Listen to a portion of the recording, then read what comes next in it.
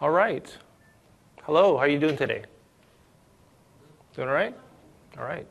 Well, today we'll be talking about testing your C#-based Windows Store apps. And my name is Francis Chung. I work for the Patterns and Practices group at Microsoft. And first question to you folks. How many of you have apps in the Windows Store? 2, 3, 4. Wow, many more than I hoped. That's awesome. How are your ratings? Just got released last week. Just got released, okay. Any other people want to confess about the ratings? Are you happy with your ratings? You're happy? I work for Vector Forum. We have a couple of different offices. We released an app called Toolbox. I've used your app. I like it. We had over 500,000 downloads, and I think we're holding 4.5-star rating right now. Okay, so 4.5 star. That's great. Anybody else? Okay. Anybody not so happy with the ratings? Nobody wants to admit it. Okay. Well, anyway, the ratings I find to be directly relevant or directly correlated to the quality of your app. Oftentimes, it's not necessarily that your app throws exceptions or what, but it may have to do with what people's perception was of the app. People may perceive that your app should be doing one thing and your app doesn't, or it doesn't respond in the normal usage patterns that you'd expect. So hopefully I'll provide some guidance to help you bring up the numbers. If you're happy with it, that's great. But hopefully this will help you get even better rating scores. All right? So hopefully that'll be of value to you. The agenda will be some background first. I'll give you some background as to how I acquired the knowledge I'll be giving you today. I'll be giving you some top problem areas that came from that background. Be giving some demos, and I'll be doing some Q&A. The Q&A will happen throughout the whole time. I'll be asking for questions. And then we'll have some Q&A time at the very end of the talk, right? The background. Now, my team at Patterns and Practices wrote a Windows Store app called AdventureWorks Shopper. Now, this Shopper app is a pretty standard Shopper app that you'd think you'd write, right? It allows you to navigate through a hierarchy of products, allows you to search for them, allows you to put those products into a shopping cart, allows you to check out that shopping cart, lets you authenticate, typical shopping cart type stuff. Also, it's a Windows Store app, so you expect it to be able to handle suspension and resumption, search integration, secondary tile support. So this really was an attempt to really hit that market the way I think you guys would have. Okay. One thing it also does is it does forms over data. So if you have billion shipping type forms you need to enter and need to be able to validate that form, we handle that too. Right. So we wrote the app, we tested it, and tested it. Our crack test team spent a lot of time to thoroughly test this app in terms of performance, in terms of accessibility, in terms of a lot of different angles. And we tested it, fixed the bugs.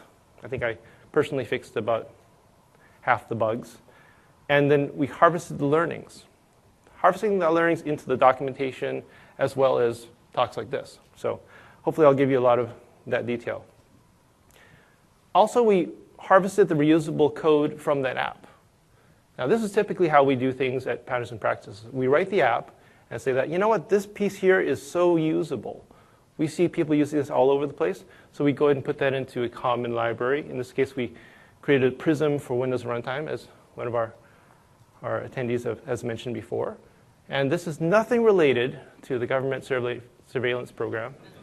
None whatsoever. Trust me, nothing related. Okay, so that's Prism. If you have any questions about Prism, I'm free to talk about that downstairs in the great room, and shoot me an email if you have any questions. Right? So here are the top 10 problem areas that we found when we wrote the app. I'll cover everything here from suspend, resume, all the way down to the UX guidelines. This will basically be our detailed agenda for the talk. Right? Let's start with suspend, resume. Now, suspend, resume, and terminate launch is a very standard thing within Windows Store apps. You need to be able to provide this behavior, right? It's very simple. When you swipe away from your app, that does a suspend. And that's an opportunity for you to stash away any state that you may have acquired from the user. If the user selected certain things on the screen, you need to be able to maintain that state if the app gets terminated, right? You don't know if the app will get terminated. There will be no event that termination occurred. You will know that suspend occurred, however. So testing suspension is very simple. All you have to do is swipe away, and the app gets suspended. If you want to come back, if you swipe back, that does a resume. Testing termination is a little bit harder. If you just run your app, termination happens when you have memory pressure. So if you've got enough memory pressure, your app will terminate. The easiest way to test it, really, is to use the Visual Studio Debugger and select suspend and shut down. That will simulate a terminate and relaunch. Now, if you just go ahead and Alt F4 or swipe down and close your app, that's different. That's actually closing the app. That does not do a terminate. So when you launch the app again, you get a new app instance, and so you don't have the expectation that your user interface got persisted. But if you do a suspend and shut down, the expectation is that when the user relaunches your app, you get the same experience. Okay? So that's terminate, shut down. Now, the important thing here is to test that your app performs the expected behavior. The expected behavior is that you really get what you came back, that you really get where you left from.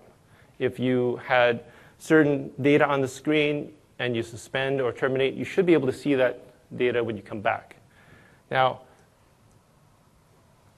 the only variation to that is that, let's say if you, and this is really a choice for your specific app. Let's say that you suspended or terminated, and it's been a couple hours, and you come back to your app. Well, your sensor data might be old, your server data might be old. It's kind of up to you how you want to present that data back to the user. You may want to requery the server, requery your sensors, and give that user back to the data, get that data back to your users. But again, you don't want to be jarring. You don't want it to be really strange, and they came back to something that was really strange to them, right? So here, the guidance here is to go and run your app, and on every page of your app, and on every stage of your app. For example, you're on a master details type page. If you selected a row on a grid, and you've got some details, and you've changed the UI a little bit, if they suspend or terminate and come back, you'd expect that to be the way they left it, right? Another thing to do here, which is not quite exactly suspend, resume, terminate, relaunch, is just navigation. Let's say that the user, or you had a page with a wide grid view, right? User panned and panned and panned and panned, selected an item. So they navigate forward. When they hit the back button, what do they see? Do you start off way over the right? Or do you maintain the user's context? So it's really important to be able to store that scroll position when the user just navigates. This is tangential to suspend resume, but it's also related. Whenever you leave that screen, you need to be able to store that data. All right, any questions about this so far? Let me give you a quick demo. All right, so I've got an app here. If I go ahead and run it,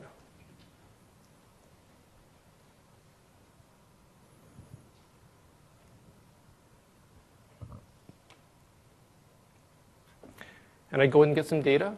So I get the current date time, put that on the screen. If I go back here and hit suspend and resume, come back, no big deal, it's the same app. If I go ahead and suspend and shut down, this forces the terminate event, or forces my app to terminate. When I relaunch the app, oh, my data's gone. That's not good. All right, the fix for that, of course, in this case, since I'm using a pretty out-of-the-box project, if I go in my project, if I go in my main page here, code behind, this is a layout-aware page. So the fix to this is to make sure to use the save state and load state methods that are provided for you. So in this case, I am taking the state of the text box and putting it into my page state, and conversely loading my text box with the page state when I come back. Okay, so this is all using the layout aware page and suspension manager that are all pre-hooked up. Got a question here? Yeah. Is there an API that can simulate suspend resume outside of Visual Studio? So the question is there an API that can simulate the suspend and resume outside of Visual Studio? I don't know of one that does. I don't know of one that does. But I can find out for you. I mean, the background is that, you can do this manually as much as you want, but at the end of the day, you want to automate it. That's going to involve suspend resume. Great question. So the question is, how do you automate the suspend resume process? I'm not sure. Let me ask my test team, and I'll get back to you. If you can send me an email, I'll follow up and get that answer back to you. Okay? All right. So you can see here, you need to be able to test suspend resume on every state. Here, let me go and navigate to the next page. Okay? And I'm going to suspend my app now that I've navigated forward. And oh, I got a nasty exception. Yuck. So in this case, the suspension manager was not happy. Suspension manager wasn't happy because it's trying to serialize the frame state, the frames stack. And so if we go back to my main page here, you'll see that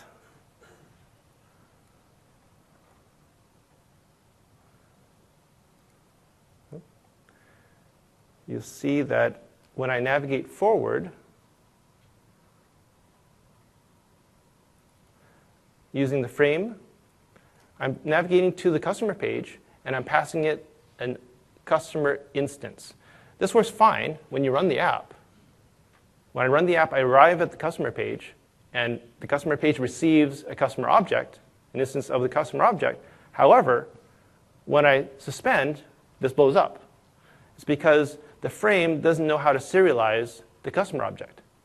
So what I recommend is, instead of using object instances or non-primitives, go ahead and pass IDs around. Go ahead and pass primitives using the frames navigate. If you use anything other than primitives, you're going to have problems with suspension. Right? Any questions about that? All right. I'll take that as a no. Sorry, I got a question here? You can mark the class as serializable. Does that work? The question is, if I mark the class as serializable, will that work? I'm not sure. The guidance in the API of the frame is to definitely not use anything other than primitives. So it may or may not work. Hard to say. But given the API docs clearly state don't use anything other than primitives, it may work now, may not work in the future. I'm not sure. But basically, the API right now says to use primitives. All right? All right. So next topic is client updates. We talked in the keynote about the new feature of Windows in that you don't have to go and manually update your apps. You don't have to go and pick the apps that you want and update them. They'll automatically get updated. This causes this problem to be even worse. The issue here is that the issue is really around data versioning, right? So let's say you've got version 1 of your app, and somebody starts using it. You start using your version 1 of your app, and then it's starting to write all these data to temp files on your local file system, right? You have version 2 of your app. If you've got version 1 of your data, and your version 2 of your app doesn't know what to do with version 1 data, and it loads up these data files, what's going to happen? It may not be very happy with that. So the guidance here for testing is to copy off, go ahead and run your app in all these different versions, copy off data pertaining to each version. So you've got 3 versions of your app. You've got version 1, 2, and 3 of your data. Copy it off. When you have version 4 of your app, test to see how your version 4 deals with version 1, 2, 3 of your data. Does it detect the versions and correspondingly deal with the data, right? If you don't, you'll get exceptions. This is one killer issue that I've seen across different platforms. Seen this on iOS and Android. If you don't take the time to version your data, you're going to have some problems. So let's go and give you a demo on that.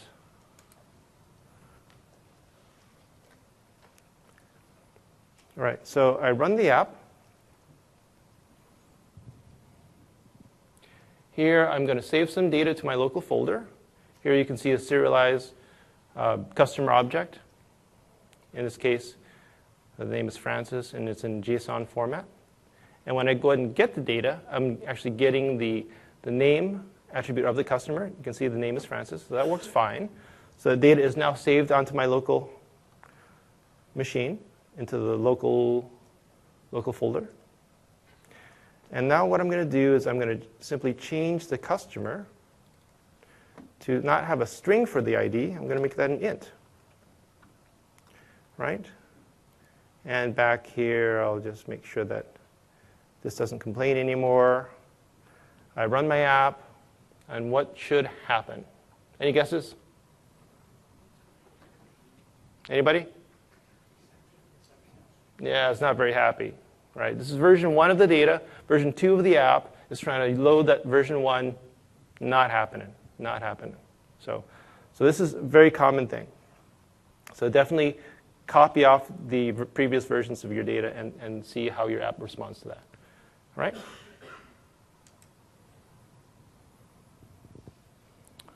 Any questions about client updates? Okay, pretty straightforward. Network connectivity. At a bare minimum, your app needs to deal with no connectivity. That's pretty easy to test, right?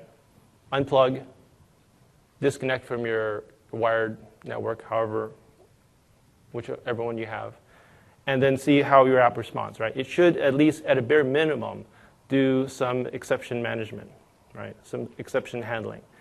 So maybe log it and so forth. But your app shouldn't die. Your app should at least respond appropriately to no connectivity.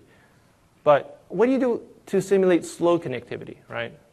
Now, it's easy if you're connecting to a local host in your test environment, but realistically, you're going to be hitting a live service. You don't know what kind of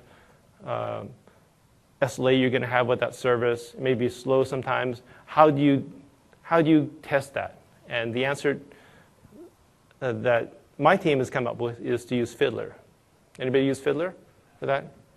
I've got a good third of the audience. You guys are rock stars. You guys are great.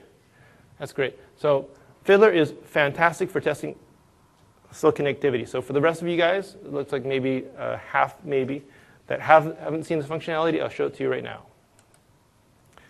All right, so I go and run my app, and I'll go ahead and test my network connectivity. So this is a little bit slow because I'm running the service for the first time. It's going to go ahead and get some data, and come on, you can do it. It's got to warm up the service. Oh, there you go. Okay, so when I run it now, it responds. You know what? I think I've got...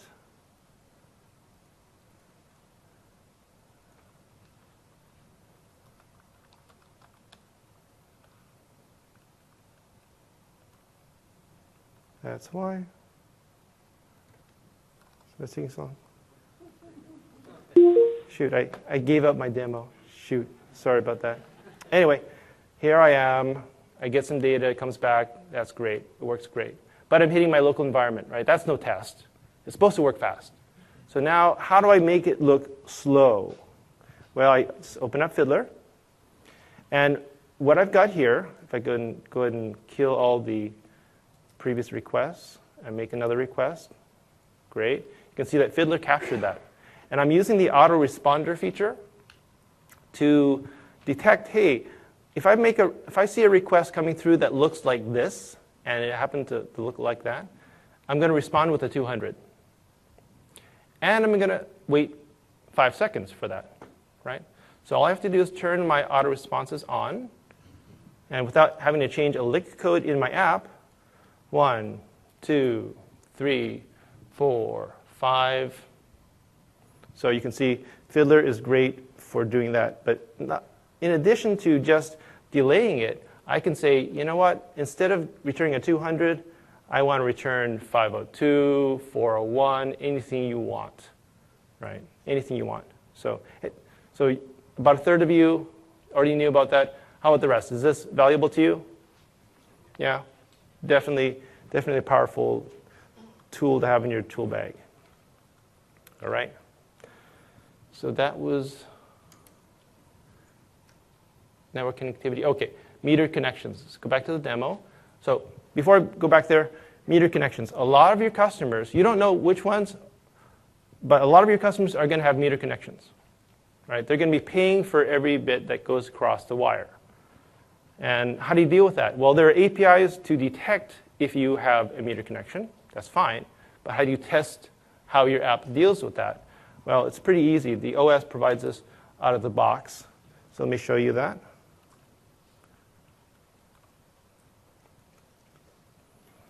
Okay, if I go down to my network here, you can see, see that right? Okay. You can see I'm connected to this Wi-Fi network. If I right-click on it, set as metered connection, that's going to do something interesting. When you set your metered connection, it's going to change your behavior of your box, number one. So, for example, any updates that you would have downloaded automatically if you were on a non-metered connection, those won't happen in the metered connections. So it just changes the behavior. But now that I'm on a metered connection, I can show the estimated data usage. I can reset that, run my app again, and I can see how much is actually going over the wire, right? That's pretty useful. Anybody used this before? No? All right. More value. That's price of admission right there. Okay, meter connections. Any questions about meter connections? Got a question? Question about the disconnect. Yes, on your development platform, you can disconnect to check your app as you're running it locally. Or what if you're running like a service trace viewer or some of the new asynchronous views, and you want to see what happens when a server doesn't have the message back and forth? What do you do then? Okay, so the question was about asynchronous calls, and if you want to simply not just disconnect your client box. Right. I think you'd still use Fiddler for that. So I'm not talking about using a tablet to test. If you've got or a laptop that you can run Fiddler, it'll intercept all those calls. So any calls to that domain or however you want to configure it, it'll intercept all those calls. All right? Yeah, so any more questions about network connectivity and metered? No? Right. Asynchronous code. So for some general guidance before I launch into my asynchronous code and cancellation is to go ahead and take a look at Stephen Toob's talk, Asyncing Your Way to a Successful App with .NET. To me, he is the guru of asynchronous code. So definitely attend his talk for some great general guidance on asynchronous development. Async and await are great, and he'll definitely show you some ways to use that correctly. All right? So, moving on to asynchronous code. It's great. It's easy to use. You can just use async and await everywhere, and everything's great, right? Everything's perfect. No problems, right? No. Over and above what you'll see in Stephen Toob's talk are some of the issues that I'll be talking about right now. First thing you'll want to do is run your app and see if there's specific pages that take a long time to load. Right? Those are going to take heavy asynchronous operations, and you may want to see how your app is using that. For example, if there's a specific page that takes a long time to load, navigate to the page, hit the back, navigate to it again, hit back, do it several times, and see how your app responds. Is your app performing multiple requests and processing that data multiple times? If it is, you're chewing up valuable resources. In addition to battery, you're chewing up your network resources potentially. So these things are all things you need to take into consideration. Now, if you are doing these multiple things, you may want to consider a couple options. One option is cancellation. right? You have the ability, since these are tasks that you typically return when you do an async operation, you can cancel the task. Now, if you don't cancel the task, you could do other things. For example, you could cache the data, right? So let's say the first time you actually hit the data source, you could go ahead and cache it. In that case, since you're caching, you may actually want it to let it finish, right? First time you hit it, you may not want to cancel it. You might want to just go ahead and let it finish. But if you do want to cancel it, then you wouldn't necessarily need caching, right? Next thing, anybody run into this problem where they've got a page where they hit the submit button and you hit it again and you get an exception, right? Right? That's very typical. You run into this in the web world a lot. The issue here is that you haven't disabled the button, right? So you allow the user to submit a form multiple times. That may wreak havoc. And one option, of course, is to simply disable the button once the user has started the operation, so that you can have the async operation finish, in which case you can re-enable the button and so forth. Another option is to control the order of which that happens. For example, if the user were to just hammer on that submit button, you may want to say, well, okay, I saw that you hammered on it 3 times. Maybe you really want to submit it 3 times. That's fine. But I'm going to go ahead and control the order of that. And let's say if the user hit the back button, I may want to cancel all the ones that hadn't finished. Okay, so that's something you might want to consider. But yeah, hammering on those buttons often gives you interesting results. Right? Now, let's say that you're in that latter case where you don't disable the buttons. You allow the user to go in and hammer on the buttons. You allow them to perform multiple async operations. If you allow them to do this on a shared or common data set, like CRUD operations on, let's say, a customer data set, you may get some interesting interleaving issues. Okay, for example, if you were to go and update, then delete, update, delete, update, delete, update, delete. Well, what happens if the delete finishes before the update? Right? It's asynchronous, so you don't know when it finishes. You can wait for it, but if you start it off and you allow somebody else to start something else, well, you've basically started 2 asynchronous tasks. You don't know when they finish, so you can continue. So this is where the async interleaving may cause you some problems. And unfortunately, these are problems that don't show up easily, because if you hit update, then delete, well, the update probably finished. So chances are you have to be quick about this in order to have these problems occur, or for these problems to surface, right? So one thing that works for me, that worked in our project, is to add some delays, just to make it a little more realistic, right? So these async operations may complete very, very quickly on my local box, because I'm hitting a local host or so, or local in-memory database, because I don't want to hit my production database. But in reality, it's going to take a lot longer. So I'm just going to simulate that, and I simulate that with the code in red.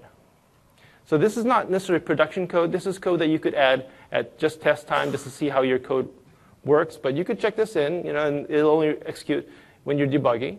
But what this does is it puts in a random delay. In this case, it's a random delay of 500 milliseconds, half a second, or 2 seconds. So this is important because, as you can see here, this is get operation. We'll have a random delay. I'll also put this random delay in the update, the delete, and all the other CRUD operations, just to see, hey, if I go and play around with this, if I use the app and I hit these different CRUD operations, do they conflict? Am I going to get some problems? Right? So this is the inject code method into your code base. I'm not a huge fan of it, but if you are, for example, hitting a local data store, this is all you can do. Right? You have to put some delays in order to see some of the weird problems. So this is what you can do. If, let's say, that you're hitting a service for this, Fiddler, again, is your answer. Fiddler, you can program to say, hey, when I get a call to this address, let me delay a random amount. So Fiddler is a great option for this. So let me give you a demonstration of async interleaving and how it can be problematic. All right, so let's say I get some data from my cache. Right, that looks great. And then I update the data, and it clears the cache. And it clears that data. I get updated, so you can see the timestamp change. Update it, clears it. Get, update, get, update, get, update. So that seems to work fine, right? But of course, I'm hitting a local data source, and so I expect it to work fine. It's going to be really quick, and the async operation is going to finish before I hit the next button. But what if it doesn't? If I were to go down here to my service, I can put some constant delays, right? I can delay a specific amount of time. So then when I hit the get and the update, well, it's just going to take longer, but chances are it's going to still finish in the exact same order. So what you want to do is you want to vary the order. So what I'll do here is instead of putting in my constant delay, I'm going to go and put in a random delay for both the get and the update, run the app, and see if I can get it to behave strangely. So I'll do the get, which will get to the data. You can see the random update. Then I'll do the update. Sorry. The get performs the get operation, and we've got the random delay. Then I'll do the update, which does a random delay and the clearing. So get, update. OK, that worked fine. OK, let's try it one more time.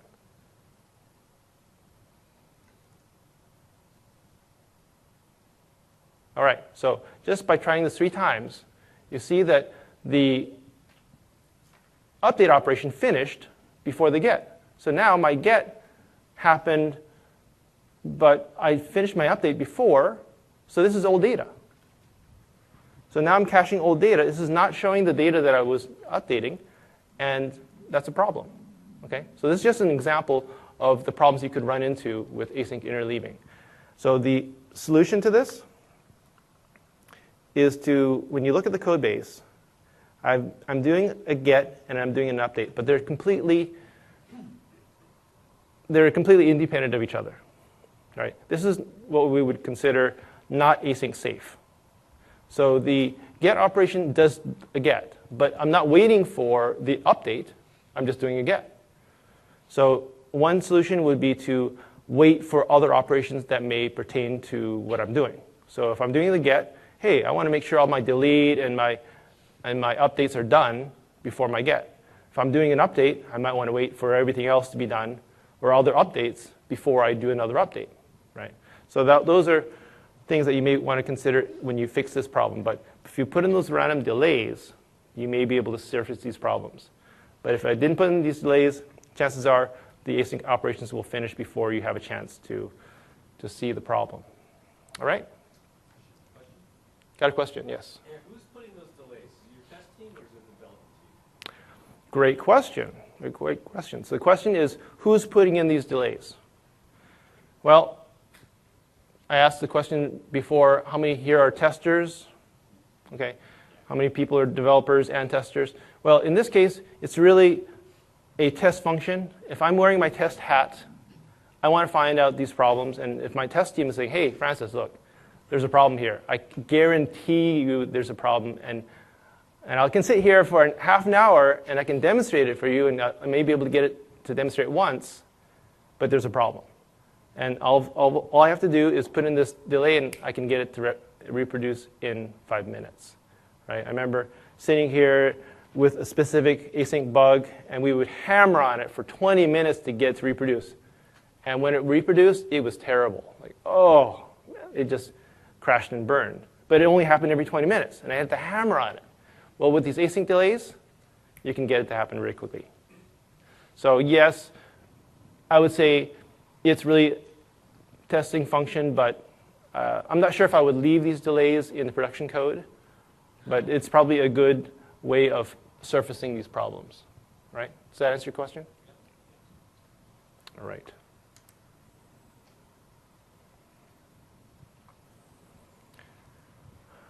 Resolutions and orientations, right? This is standard stuff. Basically, you want to make sure your app works on a variety of resolutions and orientations, right? It's all motherhood and apple pie, but it's surprising the apps in the Windows Store that don't follow this basic guidance.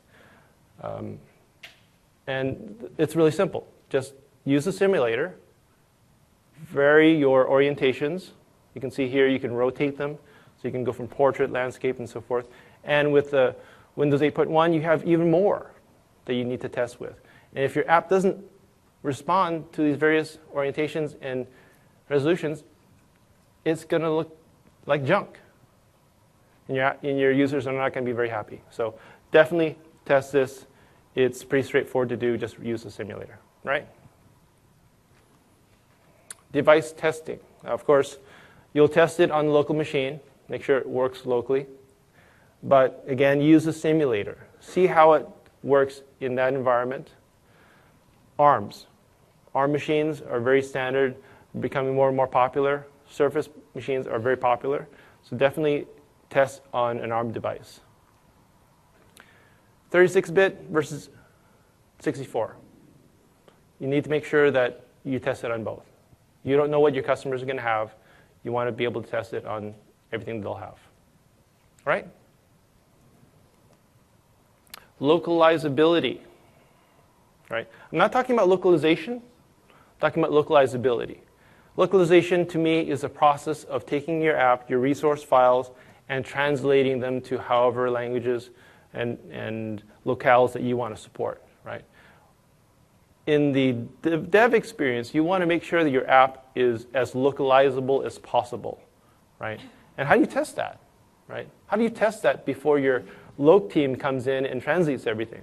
Well, that may be too late. You'll have to have them engage multiple times before you finish your app and fix all the loc problems.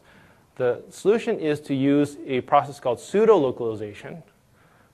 Pseudo-loc your app and then see how it responds. And it'll really surface a lot of your problems before you get to the stage where you have to send your app off to your loc team. You want to do that as much as possible in the beginning. Right? And the tool that we use for that is the Multilingual App Toolkit. It'll help generate your pseudoloc translations. And all you have to do is change your language on your box to be your pseudoloc language, and then it'll show up. Right? Anybody use this tool before? One? Okay. Well, and anybody writing apps for different cultures and languages? Okay, so a lot more. So you guys definitely want to use this. Definitely want to use this. That's definitely one of the features of Windows Store. The multi-language support is great, so you want to definitely use this. So let's go ahead and give you a demonstration of how this works. First, in my dev environment, let's go ahead and look at the project here. Under strings, enus, I've got a resources folder. Hey, look, I'm done, right? Got a couple of resources. I'm happy. Not quite. But I'm not sure. I can't tell from this if I just run my app. Hey, it looks great. It's in English. I read it in English. I'm done. That's not the case. So if I go ahead and turn on the Multilingual App Toolkit, one thing you'll notice is that it creates this folder called Multilingual Resources. And it drops in a ploc file for you. Ploc meaning pseudoloc. And let's go and open up that file. See, I keep forgetting this. Every time I go through this, I keep forgetting. I have to build the app after I turn on the Multilingual Toolkit. Now, when I open up the XLF file, I can see my two resources. But right now, my source and my translated are exactly the same. Right? I'm just going to use the translation feature here to translate all of them. And bingo. I've got a pseudo-loc version of my English strings. This does a couple things. It maintains the text such that I can still read it. Right? I can still run my app. If this were translated in French, I don't speak French. So I can't run my app. So I'll get lost problems. The pseudo-loc version still, you can see the English in the text, so you can still get through your app. Another thing it does is it puts in special characters. So you can see how your app deals with those special characters. Third thing it does is it increases the length of your strings. Anybody speak German here? Okay, a couple German speakers, right? German strings are a lot longer than English strings in general. Is that correct? I think the longest is French. Okay, so French strings may be even longer. So yeah, this is an attempt to increase your strings to see how your app deals with it. Not sure what language you may be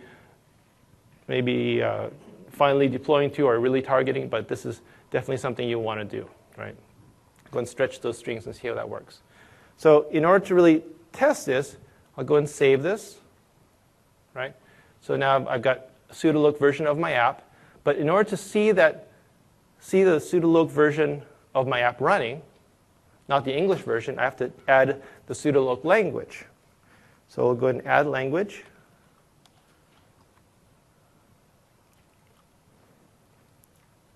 And I want to add, so you can see here I've got US English, but I want to add the pseudoloc language. How do I do that? Well, I can hit add language here, and I can search here all day long under English, under pseudoloc. You're not going to find it. Here you have to go and put in QPS-PLOC. Right? That is a magic string you have to type in there, and all of a sudden you see an English pseudoloc version that you can add. I'll take that, move it up, and run my app.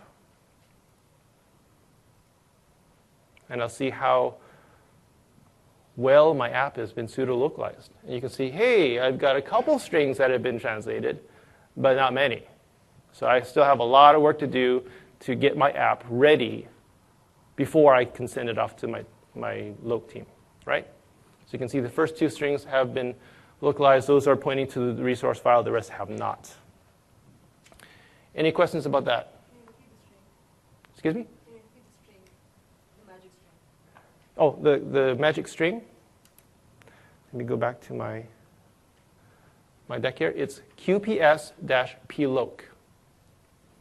So if you add a language and you type in QPS-PLOC, it will bring in the pseudoloc version of English for you. All right? Another question. Does that only run on the, like, just run it from local, or like you run it to like a remote device? Will that still work, or do you have to add the payload on the I'm not quite following. It's like if you, so that works if you're running the debugging it locally on your machine, and you've added the new locality you just did. But if you're running it, does that still work? Do you have to do anything if you're running it on a remote device? Simulate that, or do you have to install a toolkit and add the payload locale? So the question is, do you have to add the PLOC, the multilingual toolkit on a remote device? I believe that all you have to do is add the remote language to your remote device, because as long as you compile and deploy your application to that remote, it should be able to respond to whatever language you have set up. In this case, you've basically added the PLOC language, just as you would have another language, another real language. And as long as that remote machine has that language installed, it should work fine, right? Any other questions about that? Got a question here. Tool, I'm guessing it works fine with Windows 8 and Windows Phone 8. Does it also work well for Windows Phone 7? So the question is, does this work for Windows Phone 7? I haven't tried it for Windows Phone 7. Haven't tried. So, sorry. A non-answer for you on that one. Will this work for desktop apps or only for the Windows Store apps? A multilingual app toolkit. I haven't tried it. So the question there is, does this work for apps non-Windows Store? And I haven't tried it. Yeah, I've only seen the multilingual app toolkit being used within the context of Windows Store apps. So yeah, I don't know. Sorry. But if you send me an email, I'll ask that question. Okay. Any other questions about localizability? All right. FCHEUNG. I'll show you at the very end, but it's FCHEUNG@Microsoft.com. All right. Accessibility. Now, the easiest way to test accessibility in your application is to run your app, run narrator, and close your eyes. Right? This is how a lot of people will be running your app. They'll be turning on narrator and using your app with the spoken help of narrator. Narrator is provided out of the box. It's actually provided as part of the OS. So this is how a great many people will be using your app, through that tool. So you want to see how your tool responds to narrator. Does it speak everything you'd expect it to speak? Chances are no. So I would definitely use that tool and experience your app through the eyes and ears of narrator. Right? Next thing you want to do for accessibility is to test it using high contrast. And when I say high contrast, there's a light background version and a dark background version. Make sure to test both. If you've got hard-coded strings in terms of your colors, this will definitely show up. Right? If they turn on high contrast, and a lot of people will need that high contrast in order to see your app, they may not be able to see a great many things if you've got hard-coded color strings. Right? Now, let's say your favorite color is yellow, and you like to have yellow text on a gray background. Well, that may be great for you. You may like that color scheme, but it may not be able to be read by a great many people. So the WOTC Contrast Analyzer, and that is not a typo. The WOTC group is an international group, and they wrote this tool to analyze color contrast. So it'll tell you whether the color, the text color on a background is acceptable. If it gives you enough contrast, it'll tell you. So go ahead and definitely use that tool. Right? Last thing is keyboard accessibility. See how your app works with just a keyboard. Now, touch screen and mouse work very similar, and you probably are testing that. But are you testing your app? Can you navigate through your app, get through all the paths in your app with just the keyboard? Not only the physical keyboard, but test how your app deals with your on-screen keyboard. That gives you another orientation that you may not have tested with, right? Your on-screen keyboard takes up a good chunk of your screen, and the rest of your screen may look kind of funky if you haven't tested with it, right? Let's give you a demo of the narrator. So if you go back to my app here,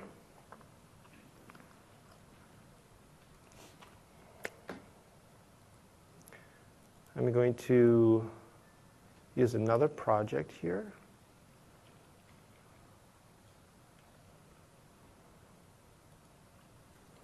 I'll go run this project. And this may look very familiar. It is actually the out-of-the-box grid app that you get if you do File New Project and you pick Grid app. I modified it a little bit because the Grid app does something for you that you may not even notice it does for you. But the elements that you see here, the group as well as the items, those all are items that are rendered on the screen using a grid view. And the items themselves have a base class. And the base class provides a lot of the rendering functionality. But anyway, let me turn on the narrator. Starting narrator. Build. Fiddler. Grid app window. Focus on group title button. Okay, Window so if I opened. go ahead and Grid hover app. over one of the items, Grid app data sample data item. 3 of 5. Group Okay. title so enabled. it tells you the order, so it's 3 of 5, but it didn't really tell me what the item was, and it spoke the type name. Okay, if this happens, this is very common. This happened in our app very often. If it just simply speaks the type name, then the problem is the narrator is looking at that and saying, hey, I see this type. I don't know anything about it, so I'm just going to call toString on it. And by default, if your type hasn't implemented a toString, it's just going to read the type. Right? So let me go and turn off. Exiting narrator. If I go back to the app, I'll see that within my model here. So the sample data common is the base class for the entities that you see on the screen. If you simply go down here, you'll notice that they've provided you an implementation of toString. In this case, it returns the title of the entity. You can change it to whatever you want. If your entity has a name, serial number, whatever, you can go ahead and put that into toString, and the narrator will call toString on it. So if I run this now, turn on narrator. Running programs. Build demo. Running. Running. Grid app window. Grouped items. So now when I hover over the same item. Item title. 3 of 5. Okay, Window that's opened. more like Grid it. app. Now it's reading what I expect. If I go ahead and hover over the group, Group title. 1. Group. Item title. Group title. 2. Group. okay, so this is what I expect. And if you didn't know that, if you just go ahead and did a file new project, it overwrote the toString, and you probably wondered, why is it overwriting the toString? This is for this specific reason, for narrator support, right? Any questions about that? Cap. Exit narrator. Exiting narrator. Oh, high contrast, right. So let's go back to my app here. If I go back to my first app,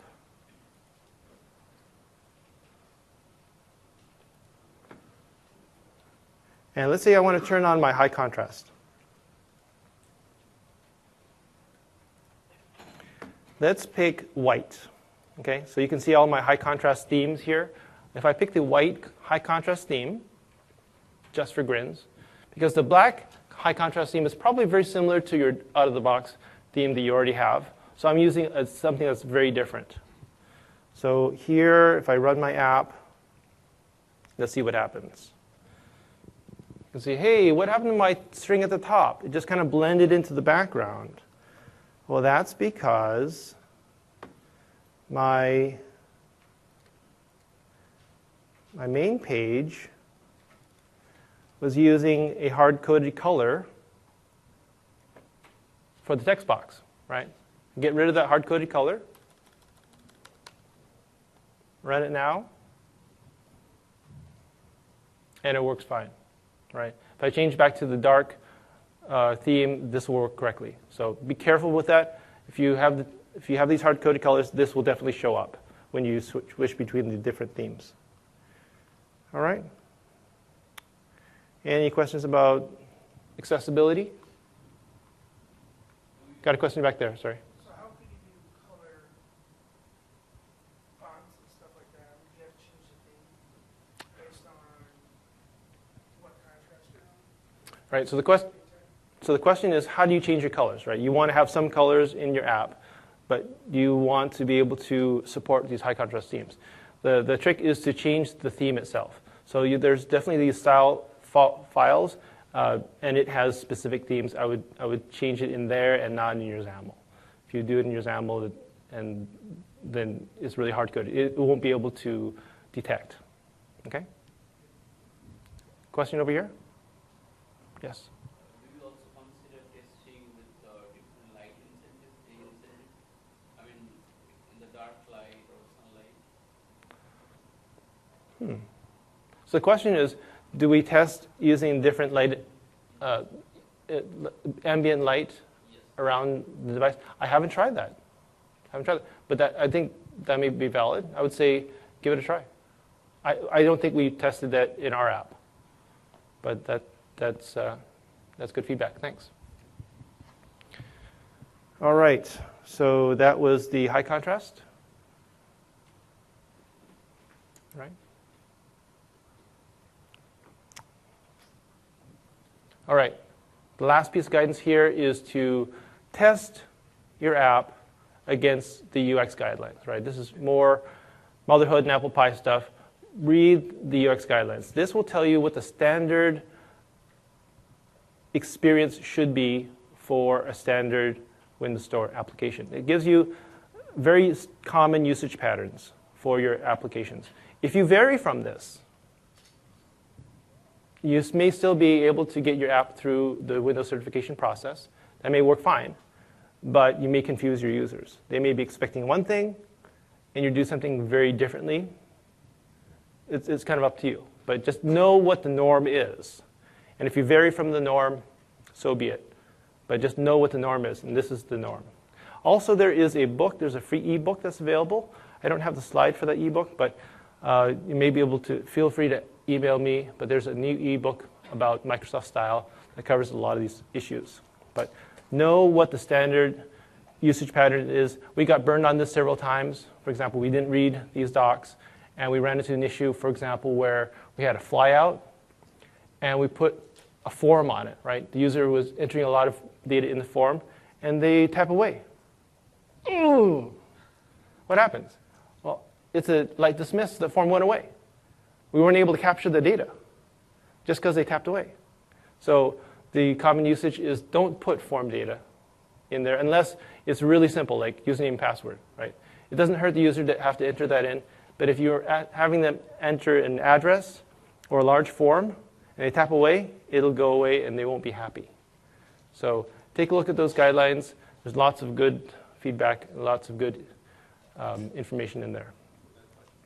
Got a question? Do you guys use any UX folks on your team to build the wireframes and visual concepts before you build the application so that you wouldn't have to go back and review your guidelines and have problems with that? So the question was, did we bring in a UX team? And we absolutely did. We absolutely did. We brought in a great UX team, and we worked with them very closely. And that still wasn't enough. These guidelines change, so it's a little bit of a moving target. And because we're learning what it is to have a good Windows, modern Windows experience. So it's a moving target. We work with them very closely, and when we got feedback from the product group, from the certification process, they said, hey, you know what? You need to change a couple things. It's like, oh, yeah. We kept evolving it and kept evolving it. So again, if you go out here, to the AdventureWorks Shopper reference implementation, this is our app that we wrote, highly tested. It conforms to the latest standards that we found at the time. So take a look at that as a good example of a really well-tested app. Let me go back a couple slides. So that was this. Okay. So top problem areas, I think we've covered everything. Suspend, resume all the way down to the UX guidelines. Any last questions about anything here? No? So, Do you have a service that you use for pre-qualifying apps that are destined for the Windows Store? do we have a service for well, so the question is, do we have a service that helps with pre-qualification? No, we don't, but there are tools, automated tools that will help you check the certification of your app, and those are available through Visual Studio. You can just I think the app certification toolkit. Does anybody remember what it's called? Windows application certification. Right, Windows Application Certification Toolkit. Yeah, you can just run that, and it'll give you some information. It may not cover everything, but it'll cover a lot of things. Right? Again, here's my email, fchung@microsoft.com. Shoot me an email if you have any questions. Any last questions? No? Feel free, please fill out an eval. Let me know how I was doing, and if you find value in these types of sessions, right? I'll let you a minute go early, and thank you very much.